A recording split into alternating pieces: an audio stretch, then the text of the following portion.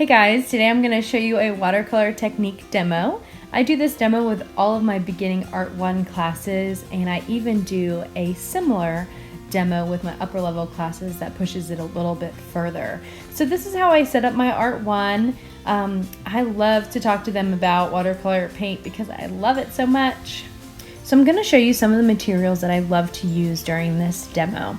The first one that we use are the crayons, and I know that I cannot stress enough how much I love these crayons. They are so pigmented and beautiful, and my kids love them. Even my upper level classes just use them straight from the crayon onto their paintbrush, and it's really beautiful. So I show them quickly how you can do this, and you can blend it out if you don't want the outline to still be there.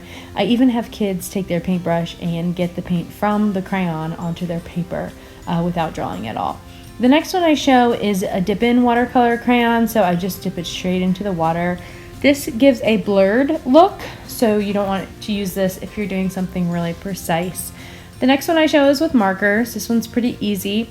Just use the markers as a crayon and then use the water to paint with it.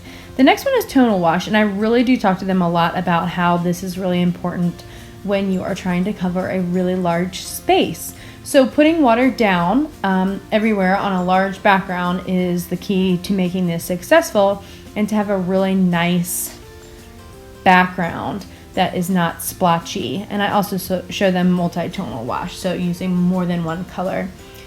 Pen and ink is really easy, but the hardest part about this is letting it dry. So putting down the colors quickly for this to be flowers later, and then using my pen to create the details in that.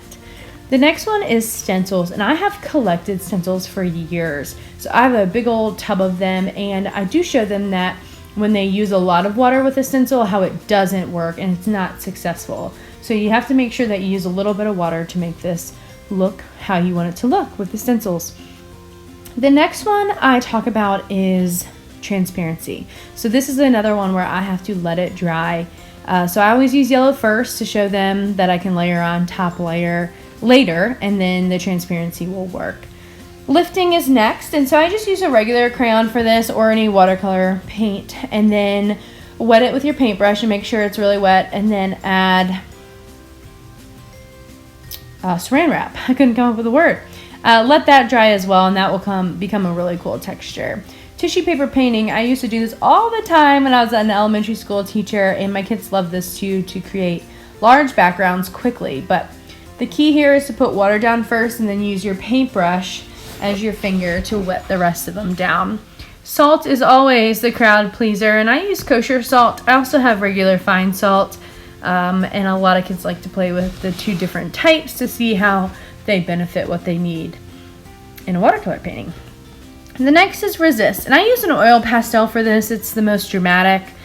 If you're doing upper level art watercolor demos, I use a liquid mask, which is expensive, so I only show that for my upper level classes, but an oil pastel does the trick here. You can also show them putting down tape is a resist as well.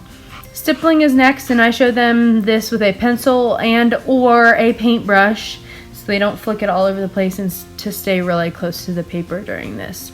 Then I go back and I hit transparency again with a couple other colors so I can see through and always see that yellow, and then I go back in with a pen to finish up my pen and ink.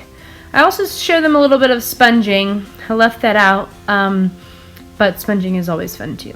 So yeah, that's it, and thanks for being here.